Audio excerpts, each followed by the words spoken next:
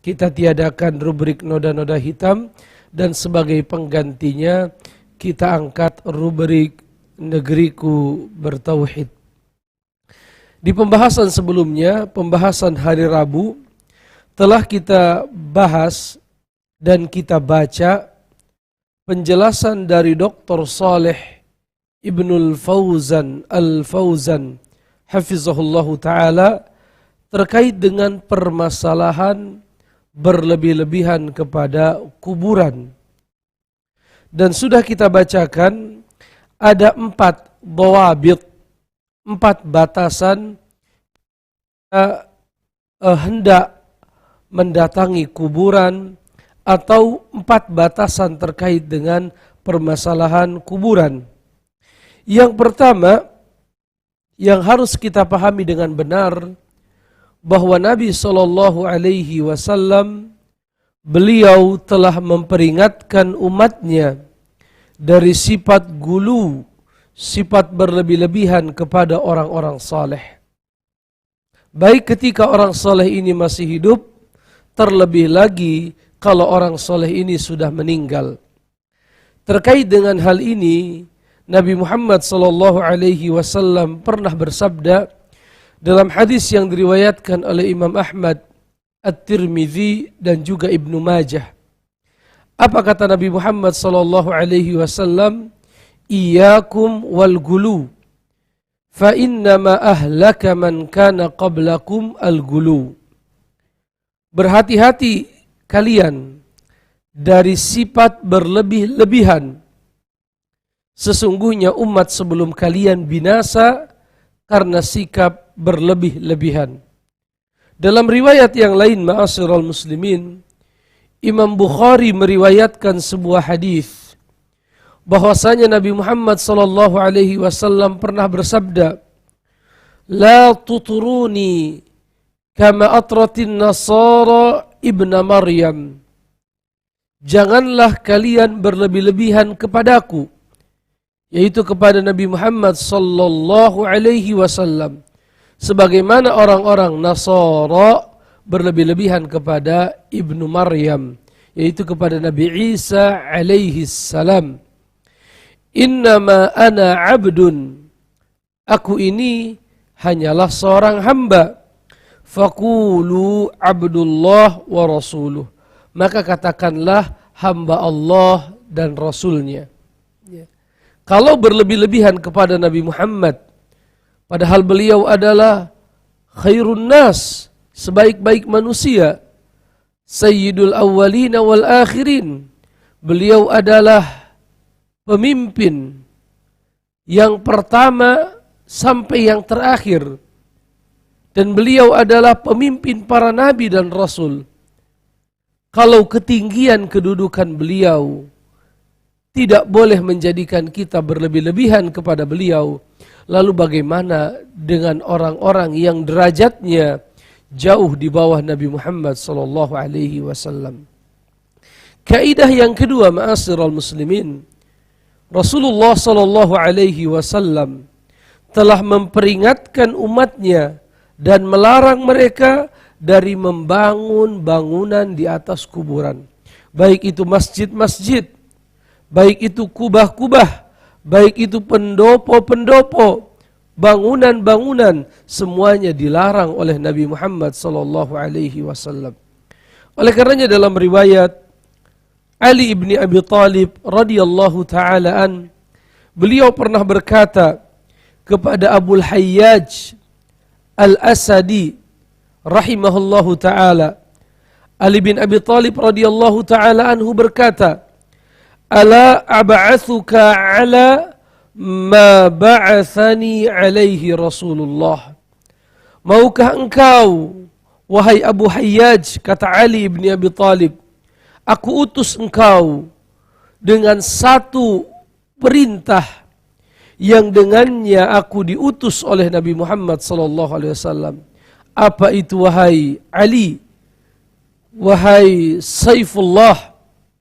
Apa itu, wahai Ali?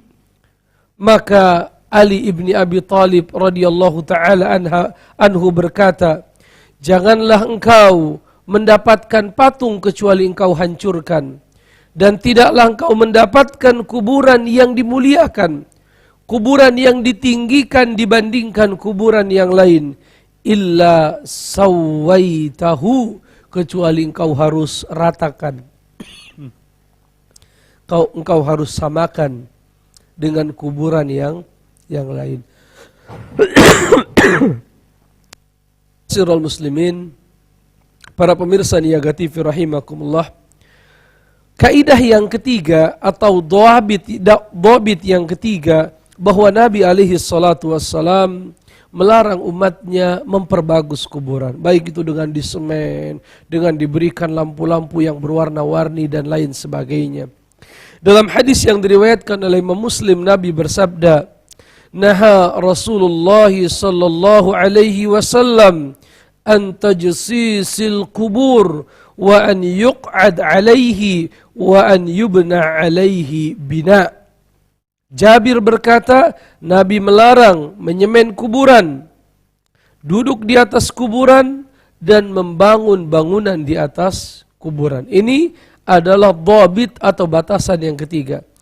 Adapun batasan yang keempat, bahwasanya Nabi SAW memperingatkan umatnya dari menjadikan kuburan sebagai tempat ibadah, tempat salat, sebagaimana dalam hadis yang diriwayatkan oleh Al-Imam Al-Bukhari dan juga Imam Muslim, bahwasanya Nabi SAW bersabda, "La'natullahi 'alal yahudi wan nasara ittakhadhu qubur anbiya'ihim masajid." Allah melaknat orang Yahudi dan Nasara karena menjadikan kuburan sebagai masjid. Dalam riwayat Imam Muslim, Rasulullah bersabda, "Ala wa inna man kana qablakum kanu yattakhiduna qubur anbiya'ihim masajida." Sesungguhnya umat sebelum kalian, mereka menjadikan kuburan para nabi sebagai masjid. Ala fala tattakhidul qubur masajida. Janganlah kalian menjadikan kuburan sebagai masjid. Fa inni anhaakum an dzalik. Aku melarang kalian dari perbuatan tersebut. Al-Imam Ibnul Qayyim Al-Jauziyah, sebagaimana dibawakan perkataannya oleh Syekh Saleh Al-Fauzan rahimahullahu ta'ala, Ibnul Qayyim berkata, "Wa man jama'a baina sunnati Rasulillahi fil qubur," dan siapa saja yang mengumpulkan sunnah Rasulullah ketika sedang berada di kuburan, wa ma umira bihi wa ma nuhiya'an, dan kalau kita berusaha memahami apa saja perintah Nabi kalau kita di kuburan dan apa saja yang dilarang oleh beliau, wa ma kana alaihi ashabuhu, dan siapapun yang memperhatikan keadaan para sahabat terkait dengan permasalahan kuburan, bayyana ma alaihi aktsarun nas al-yaum, maka akan jelas baginya kondisi manusia hari ini. Jadi kalau kita coba mempelajari apa tuntunan Nabi terkait dengan kuburan, apa saja yang diperintah, apa saja yang dilarang, dan kalau kita lihat kebiasaan para sahabat terkait dengan kuburan, kita akan melihat realita yang sangat menyedihkan. Kata Al-Imam Ibnul Qayyim Al-Jauziyah, "Ra'a ahaduhuma mudadan lil akhari munaqidan lahu." Kita lihat banyak hari ini manusia mendatangi kuburan dan melakukan perbuatan-perbuatan yang benar-benar bertentangan dengan petunjuk Nabi Muhammad sallallahu alaihi wasallam.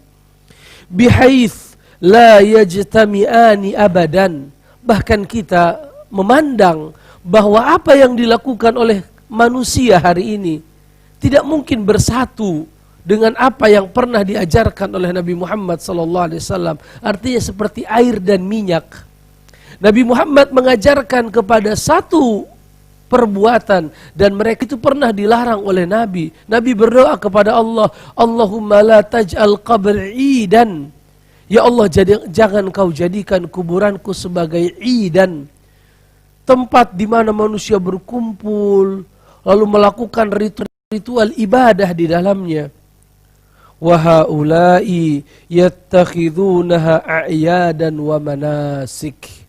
Tetapi mereka, kata Ibnul Qayyim, malah menjadikan kuburan-kuburan sebagai tempat untuk berkumpul, tempat untuk berhari raya dan melakukan ibadah.